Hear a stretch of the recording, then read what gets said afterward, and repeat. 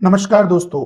अगस्त 2024 में आई बायो ई3 नीति के अंतर्गत बायोटेक्नोलॉजी को बढ़ावा देने के लिए एक कंपटीशन आयोजित किया जा रहा है, जिसकी आखिरी डेट 20 नवंबर है, जहां पर आप जैव प्रौद्योगिकी से संबंधित नवाचार और स्टार्टअप वाले आइडियाज को ले जाकर गवर्नमेंट समर्थित सब्सिडी और निवेश प्राप्त कर सकते हैं।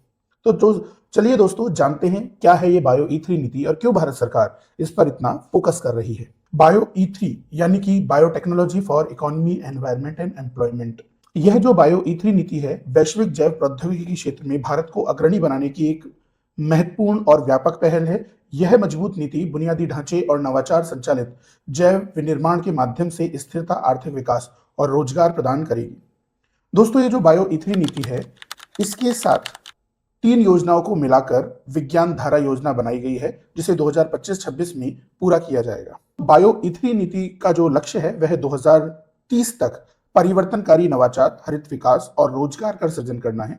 बायो ई3 नीति न सिर्फ हमें शुद्ध शून्य कार्बन अर्थव्यवस्था को प्राप्त कराएगी, बल्कि हरित विकास और वृत्ताकार जैव अर्थव्यवस्था को भी बढ़ावा देगी।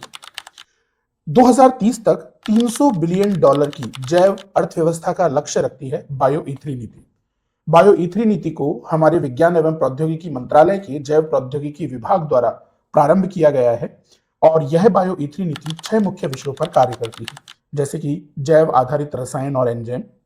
दूसरा है कार्यात्मक खाद्य पदार्थ और स्मार्ट प्रोटीन। तीसरा है परिशुद्ध जैव चिकित्सा।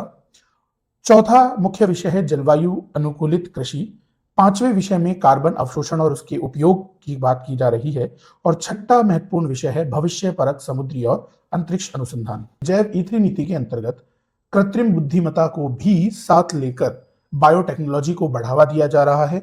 नए नए एमएसएमई खोले जा रहे हैं।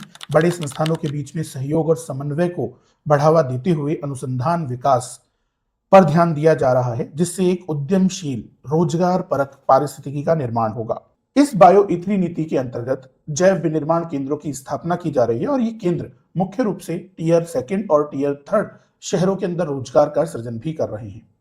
साथ ही साथ ये केंद्र स्थानीय जैव ईंधन का उपयोग कर रहे हैं, जिससे क्षेत्रीय आर्थिक विकास तो होगा ही होगा, परंतु समता मूलक विकास को बढ़ावा मिलेगा।